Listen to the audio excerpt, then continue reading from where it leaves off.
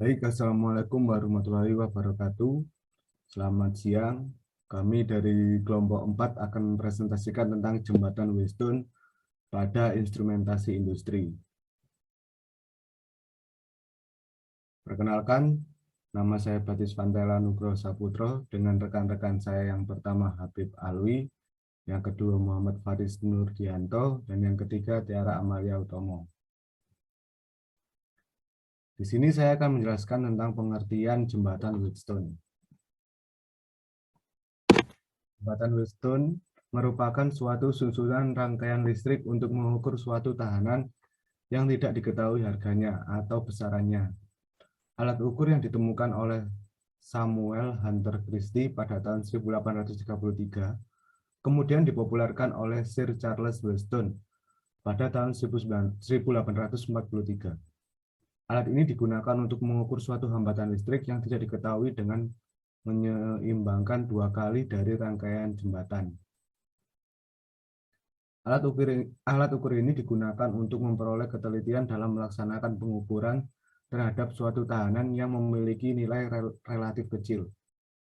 Contohnya, suatu kebocoran dari kabel, tanah, atau cordscrewing. Jembatan Weston adalah alat yang paling umum digunakan untuk pengukuran tahanan dengan ketelitian 1-100.000 ohm. Jembatan Weston terdiri dari tahanan resistor 1, resistor 2, resistor 3, di mana tahanan tersebut merupakan tahanan yang nilainya diketahui dengan teliti dan dapat diatur. Selanjutnya akan dijelaskan oleh Habib Alwi. Selanjutnya adalah kelebihan dari jembatan Weston. Kelebihan jembatan Weston dapat mengukur perubahan hambatan yang sangat kecil pada penghantar. Contoh aplikasi dari jembatan Weston itu adalah strain gauge. Strain gauge digunakan untuk mengukur regangan material biasa terbuat dari baja atau beton yang didasarkan pada perubahan kecil penghantar yang berdeformasi akibat gaya eksperimen. Perubahan kecil dimensi penampang dihitung dari perubahan hambatan pada rangkaian jembatan Weston yang kemudian dihubungkan dari sensor ke alat pencatat data. Next. Selanjutnya adalah metode jembatan Weston.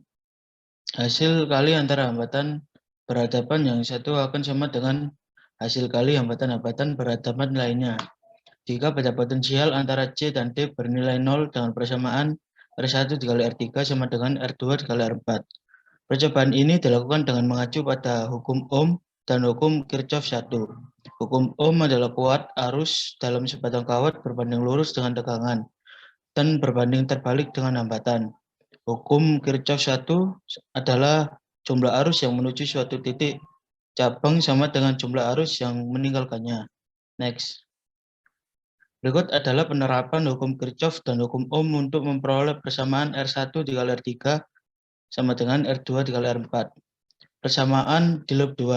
R1 dikali R2 plus I1 dikali R3 min I1 dikali R4 sama dengan 0. Persamaan di loop 3. I1 dikali R1 min I5 dikali R3 min I1 dikali R5 sama dengan 0.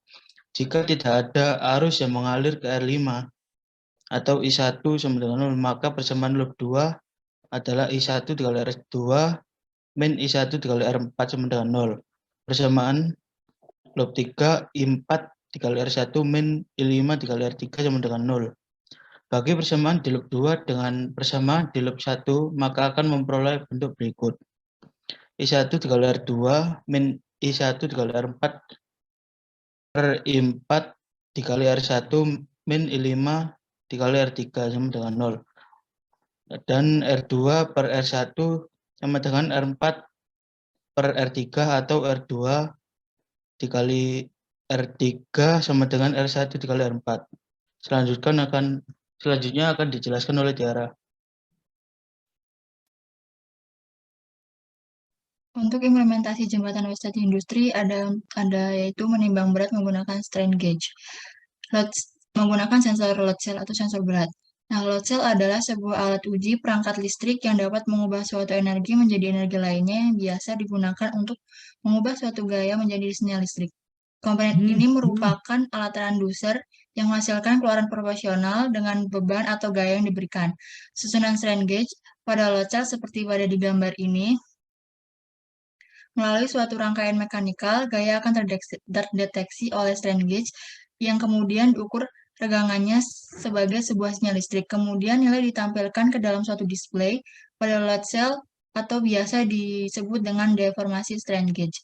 Mengukur perubahan yang berpengaruh pada strain sebagai sinyal listrik karena perubahan efektif terjadi pada beban hambatan kawat listrik.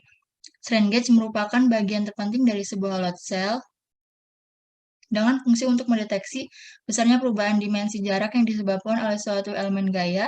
Strain gauge secara umum digunakan dalam pengukuran presisi gaya, berat, tekanan, dan torsi, perpindahan, dan kuantitas mekanis lainnya.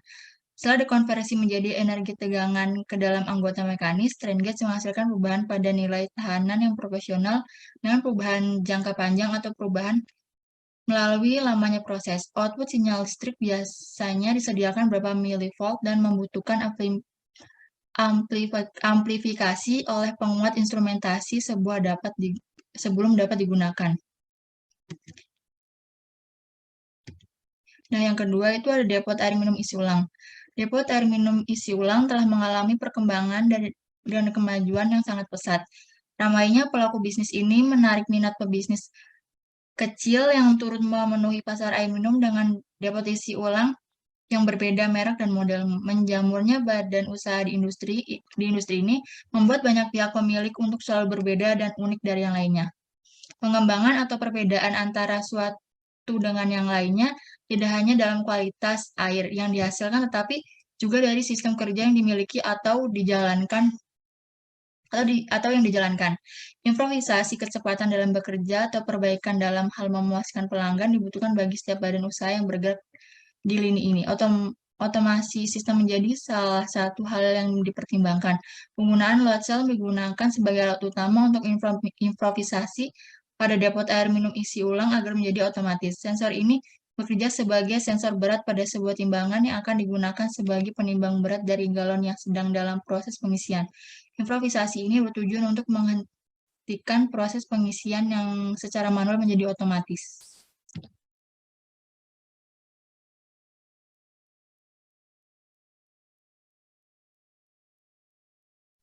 Dan di sini ada daftar pustakanya. Selanjutnya sekian dari kelompok kami. Terima kasih. Wassalamualaikum warahmatullahi wabarakatuh.